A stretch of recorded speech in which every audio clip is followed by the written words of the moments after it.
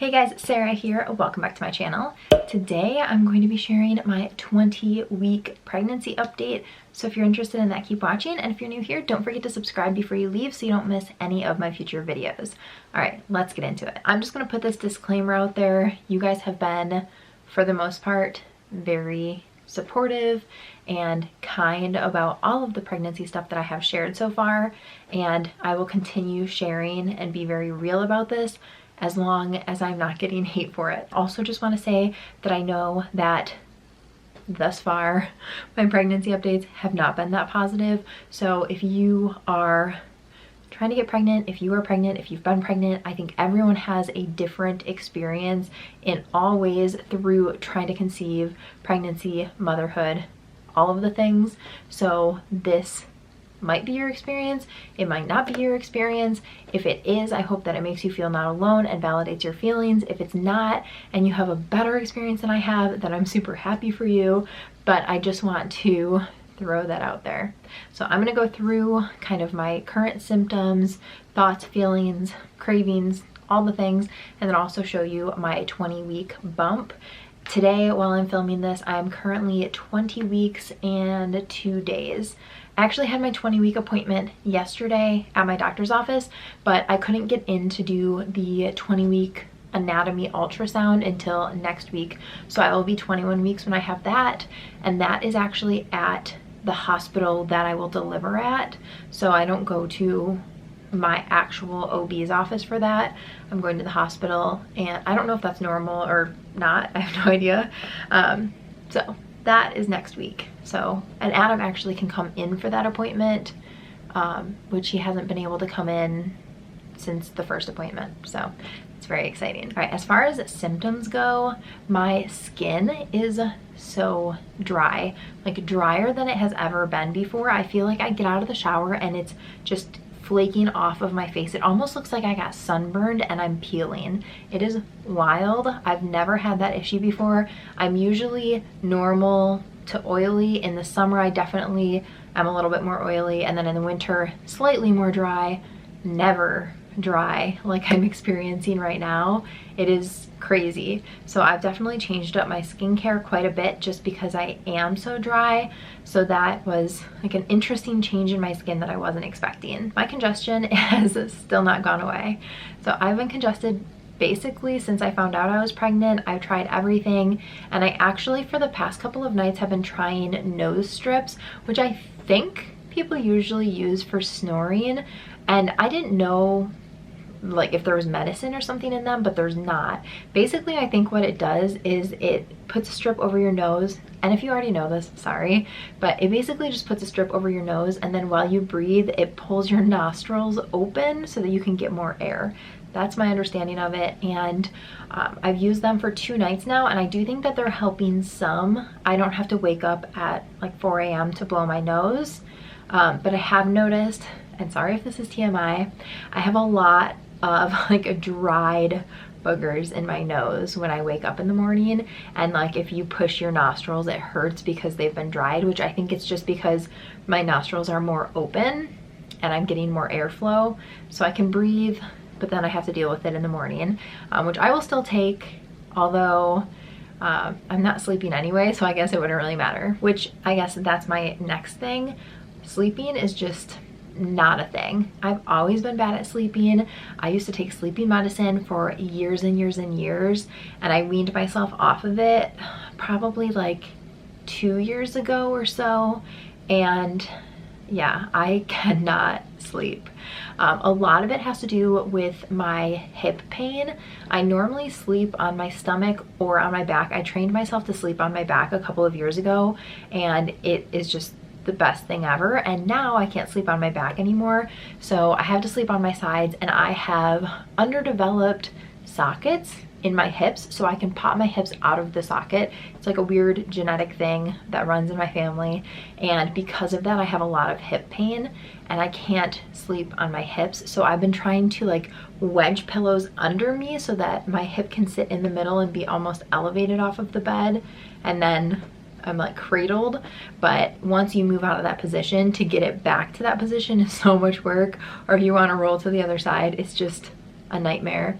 I actually bought a pregnancy pillow, and I think I would have liked it if I could get it to elevate me, but I can't, so I don't like it. I haven't really used it, and I also don't like that it goes over like where it replaces your head pillow. I just really like my pillow, so I didn't want to replace it. So the pregnancy pillow was a no-go for me. I do think I'm going to look into a wedge pillow because I think that might be easier for me to accomplish what I'm trying to accomplish. So that might be the next purchase. I don't know yet. I've also noticed that I have been getting nauseous again, which I just for some reason thought that once that ended that was just done, but now I'll have random days like I will just throw up a little bit in my mouth after I eat, like almost every day. And then the other day I was upstairs helping Adam with something for the bathroom, and I had to literally run down the stairs because I was going to get sick, which it just like came out of nowhere. So I was not expecting that, and it's not every day, and it's not like I'm feeling really sick all the time. It just happens sometimes. And then there are some nights, like the other night I just felt pretty sick most of the night. So that is kind of like going in and out. And then the last symptom that I have is rib pain. It's like right under my boobs. It's on the right side mostly, and I was reading that it can be because I don't have great posture. Like I need to sit back so that I can like almost like arch my back to give him more room in there, and that it can be because you are sitting kind of forward that you're crowding him, and that can cause pain, or just because your uterus is expanding and it's like getting into your rib area. That can cause it as well, which I guess that there's one more thing. For the past couple of days now, I've noticed that I'm getting more and more out of breath so easily. Like just talking, even right now, talking, I'm like, okay, okay. Those are the current symptoms and what has been going on for the past few weeks. One question I keep getting, and even from my family, my doctors, everyone has asked if I felt him move yet. I have not. And most people said right around 20 weeks, maybe a little bit before, but I have not felt him move. And I actually had my appointment yesterday, and she asked me, she almost made it seem like he should be moving. And she said, oh, so you're probably feeling him move every day. And it almost made me panic and not know if he was okay, but I listened to his heartbeat and got to hear that. So everything seems to be fine. She said a lot of times it's just because of the position of him. So it should be, I guess, any day now that I feel him move, but I have not yet. I did want to give you guys a little bit of an update on my mental health situation. I did mention in my last video, which if you haven't seen those, I will link my pregnancy playlist up in the cards for you, so then you can catch up on everything. But I shared my announcement, telling our family and friends, and then I did a first trimester update, and I think I did like 13 to 17 weeks or something like that. So I'm trying to do basically like monthly updates. So this is my halfway point update. But I mentioned in my last video that I have been struggling with just sadness and anxiety, and that my OB recommended that I talk to somebody. I reached out to 15 different places, and they either did not take my insurance or they didn't have any openings for new clients. So I finally found somebody, and I really like her so far. I've only seen her 3 times. So obviously I don't think that you can necessarily feel the effects of talking to somebody that quickly, but I'm glad that I actually spent the time to research people and found somebody who specializes in that. She actually went through the same thing that I'm going through, and she works with 10 other women who also, every person has either dealt with depression and anxiety, and or anxiety during or after their pregnancy. So it's like all of these women who have been through it before are now like passing it along and helping women that are going through it right now. So I thought that was pretty cool. And like I said, I like it so far. I don't know that I'm necessarily like feeling the effects of it. And then yesterday at my appointment, my doctor recommended that I actually go on a medicine for it. So I am exploring that currently. This is something that I do not want your opinion on. It's a personal choice for everyone to make. And obviously I've spoken to my therapist and my doctor about it. I have all the medical advice that I need, and I just need to figure out personally what I want to do with it. But I do want to share with you guys because, again, if you are somebody who's going through this, I don't want you to feel alone. Like I have felt alone in a lot of this.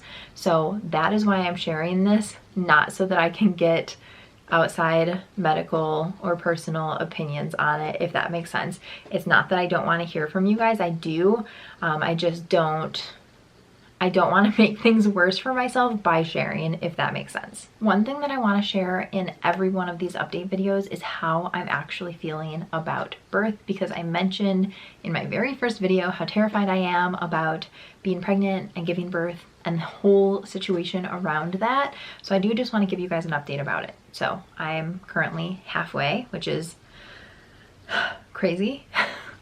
Part of it feels like it's been forever. Part of it feels like it is flying by, and that part of it is scary. And I have been really struggling with kind of going between, is knowledge power or is ignorance bliss, and what direction I want to go in when it comes to actually knowing what my body needs to do and what's going to happen when I go to the hospital and all of that. I was feeling like I just didn't want to know and I would just go in and figure it out. But I have talked to quite a few people and the majority of them have said that knowledge is power. So I have decided to take that route. I signed up for the Bell method, which actually one of you guys suggested to me. So I looked into it and I am signed up for the March and April. It's like a Pilates and I think it's like an education part, so it's every Monday night I think, and it's 45 minutes of a workout class that's supposed to help you prep your body for birth, and then following that is 45 minutes of like a classroom setting type thing. Everything is on Zoom, and then you're also part of a Facebook group of other people, so you can kind of deal with fear and all the things. So that starts the first week of March, which I am excited and nervous for. And I have a friend of mine who said that she had 2 completely different births and would talk to me about it, and just, I don't know. I think that I've heard so many birth horror stories from my friends, and I think that has really hurt me. And so now I'm trying to focus on learning, figuring out how to advocate for myself, and going in prepared. So I actually did some research on the hospital that I'm going to be delivering at, and it says that you can bring in a doula if they have the correct accreditations. So I cannot bring anyone else in except for Adam, obviously, but they will allow a doula. So when I first got pregnant, assumed that my mom would be in the room with me because she's the most calm human I've ever met, and I know that she would be really supportive and help me be calm. But since she will not be able to be in there, we are looking into hiring a doula, because I think that would be a good person to have in there. They have experience. My sister had a doula and loved hers, so I think that we are going to look into that. We haven't done any research on it yet, but I think that that would be a good option for somebody to help advocate for me, somebody to help support me and support Adam, and help Adam feel more comfortable in supporting me. I just think it would help the entire situation. So I am looking into that, and we'll likely go in that direction if we can find one that we like. So as of now, I'm still very much terrified, but I think that I'm kind of avoiding it at the moment, but I will likely start facing it in the near future because I'm going to have to, and I will give myself a couple of months to prepare both my body and my brain in everything that is to come. As far as the nursery goes, I've done nothing, like not a thing. I've looked at some Pinterest boards and I think I picked out a crib, maybe, but that's the extent of it. I literally haven't done anything. So our guest room, which is the room that will be the nursery, is currently full of all of Adam's clothes because we are adding a bathroom upstairs, and it was his closet that will now be a bathroom. So his closet is the guest room. So we are going to finish the bathroom first, get all of his clothes back into the closet that we're building up there, and then we need to move all of the furniture that is in there, the guest room furniture, to the basement.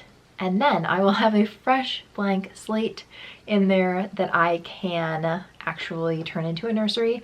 But as of now, I've done nothing, and I'm feeling very behind in that. So hopefully soon I will be able to work on that, and I will film the entire transformation of that room into the nursery. As far as cravings go, it's definitely still fruit and carbs, all the fruit, all the carbs. I've been eating pineapple until my mouth stings, like it's out of control. But yes, still loving fruit and carbs.